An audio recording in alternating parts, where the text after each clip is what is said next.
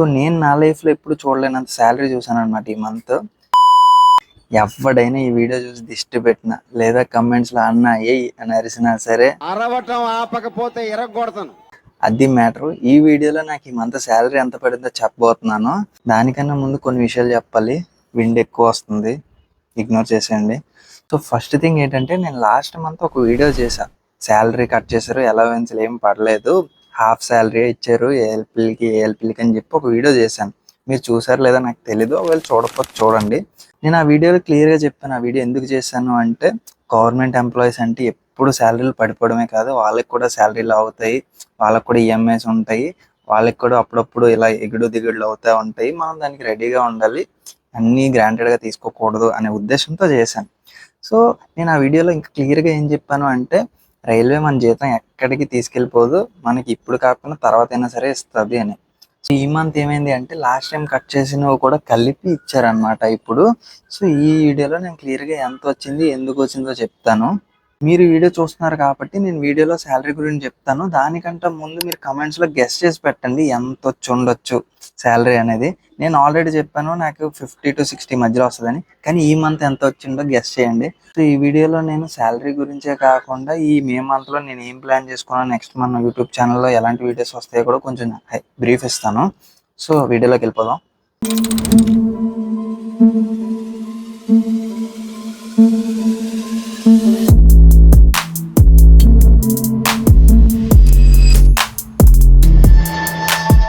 ఏంటి బ్రో ఈ వీడియో చేస్తున్నా, ఇంతకుముందు పాయింట్స్ మ్యాన్ వీడియో చేసి పాయింట్స్ మ్యాన్ శాలరీ ఎంత వస్తుంది, ట్రైనింగ్లో ఎంత వస్తుంది, ఎక్స్పీరియన్స్డ్కి ఎంత వస్తుంది అని చెప్తాను అన్నావు కదా నెక్స్ట్ వీడియో అని అంటే, యాక్చువల్లీ పాయింట్స్ మ్యాన్ శాలరీ వీడియోయే నేను ఎడిట్ చేస్తున్నాను.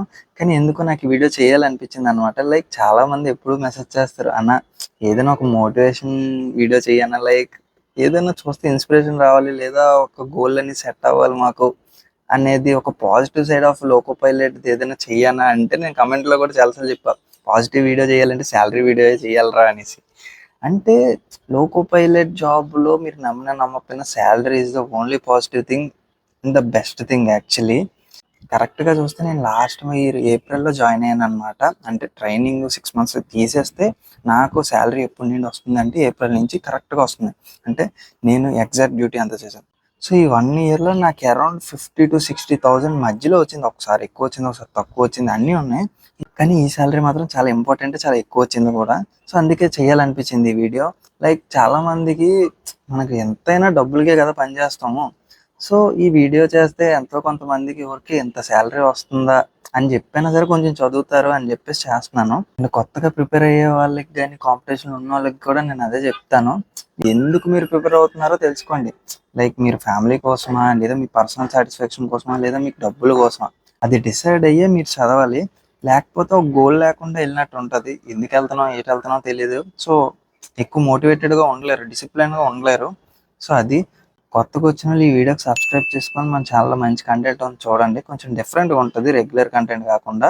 అండ్ ఈ విషయం నేను మిమ్మల్ని అడుగుదాం అనుకున్నాను, మర్చిపోయాను అనమాట. అది ఏంటంటే, నేను లాస్ట్ పాయింట్స్ మ్యాన్ వీడియో చేశాను. ఆ వీడియోలో నేను పాయింట్స్ మ్యాన్ని, ఎస్ఎంని వీళ్ళందరినీ వాడు వాడు వాడు అని అన్నాను అనమాట. లైక్ వాడు ఏం చేస్తాడంటే, వీడు ఏం చేస్తాడంటే పాయింట్స్ మ్యాన్ దగ్గరికి వెళ్తాడు, లేదా ఎస్ఎం చెప్తాడు. సో ఇలా చెప్పాను అనమాట. లైక్ నేను బేసికలీ స్క్రిప్ట్స్ ఏం రాయను, జస్ట్ అనుకుంటాను అంతే. ఓకే ఈ పాయింట్స్ చెప్తాం, ఇలా చదివితే ఇలా ప్రమోషన్స్ ఉంటాయి, దీని తర్వాత ఇది చెప్తాం, దీని తర్వాత ఇది చెప్తాను అని అనుకుంటాను. బట్ కెమెరా ఆన్ చేసి నాకు ఏది వస్తే అది మాట్లాడేస్తాను అనమాట. సో నాకు ఒక డౌట్ వచ్చింది, అందరూ కొంచెం అఫెండ్ అయ్యారు.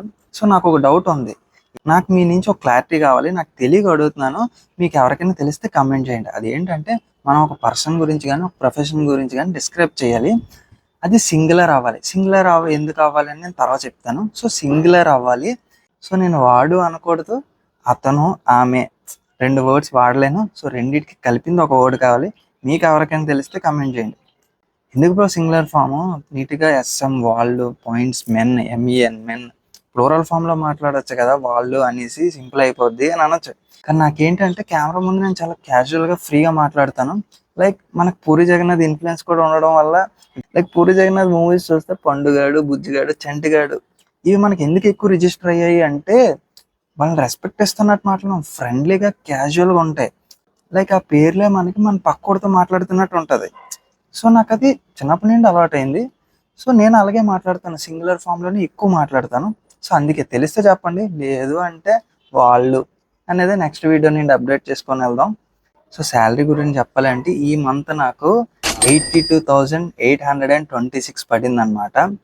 నేను షాక్ అయ్యాను, ఇదే నా లైఫ్లో హైయెస్ట్ శాలరీ అనమాట. నేను తీసుకున్న దాంట్లో ఎక్కువ. ఇప్పుడు దాకా నేను ఇంత శాలరీ ఎప్పుడు తీసుకోలేదు. లైక్ మీరు అనొచ్చు సింపుల్గా, లాస్ట్ మంత్ శాలరీస్ ఈ మంత్ శాలరీ కలిపి వచ్చింది కదా అందుకే ఎక్కువ వచ్చిందని. కాదు, అది కాకుండా ఇంకా కొన్ని వచ్చాయి అనమాట. ఏంటంటే లాస్ట్ మంత్ మాకు అలవెన్స్లు పడ్డాయి. ఆ అలవెన్స్లు పడ్డాయి, అది 30,000 అలవెన్స్ ఉండదు, కొంచెం ఉంది. ఎల్పీలకి అయితే ఉంటుంది కానీ నాకైతే అంత లేదు. ఇంకొకటి ఏంటి అంటే డిఏ 2% ఇంక్రీజ్ చేశారనమాట. అది జనవరి నుండి మాకు పడలేదు, ఇలా ఒక్కొక్కసారి పడతాయి అన్నమాట.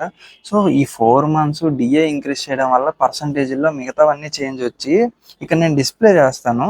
సో చూడండి, ఈ డిస్ప్లే చేస్తుంది నా శాలరీ అనమాట. పెద్దది ఉంది కదా చార్ట్ లాగా. సో ఇదంతా నా శాలరీ, దేనికి ఎరియర్స్ ఎలా పడ్డాయి, ట్రాన్స్పోర్ట్ అలవెన్స్లో పడ్డాయి, హౌస్ రెంట్లో పడ్డాయి, అన్నిట్లో పడ్డాయి అనమాట.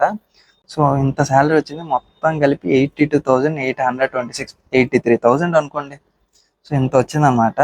యాక్చువల్లీ రోజు నైట్ డ్యూటీస్ చేయడం వల్ల శాలరీ పడిన రోజు కూడా సంతోషం ఉండేది కాదు, కానీ శాలరీ ఎందుకో కొంచెం సంతోషం వేసింది అనమాట. అంటే చాలా రోజులకి ఎక్కువ రావడం వల్ల ఏమో, కానీ సంతోషపడేలోపే సంతోషం అంతా పోతుంది.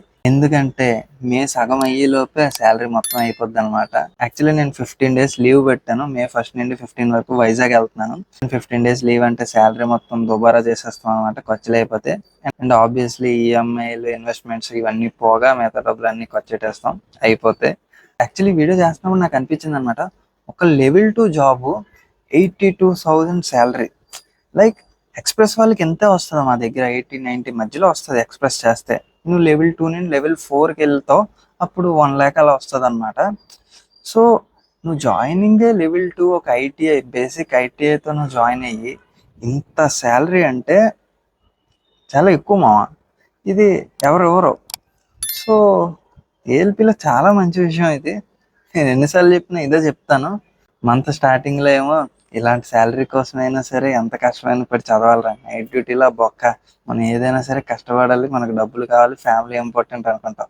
మంత్ ఎండింగ్కి వచ్చేసరికి హెల్త్ గుర్తొచ్చేస్తుంది, స్లీప్ గుర్తొచ్చేస్తుంది, మనం రోజంతా ఫోన్ వాడేస్తాం, అవి ఏం గుర్తురావు. కానీ మంత్ ఎండ్లో జీతం అయిపోద్ది కాబట్టి తక్కువ ఖర్చు పెడతాం కాబట్టి మరి health important, physical fitness important, job ఇంత కష్టపడకూడదు అనే ఫీలింగ్ వచ్చేస్తుంది. Basic human nature.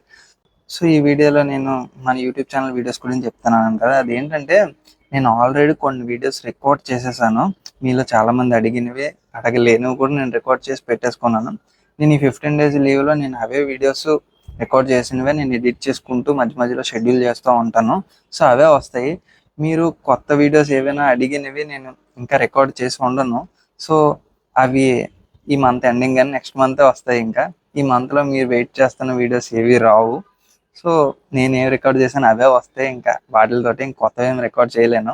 నాకు ఇంటి దగ్గర అంత టైం ఉండదు, బయటకు వెళ్ళి తిరగటం, వైజాగ్ బీచ్కి వెళ్ళాలి, సినిమాలకి వెళ్ళాలి. సో సమ్మర్ అంతా అలాగే అయిపోతుంది.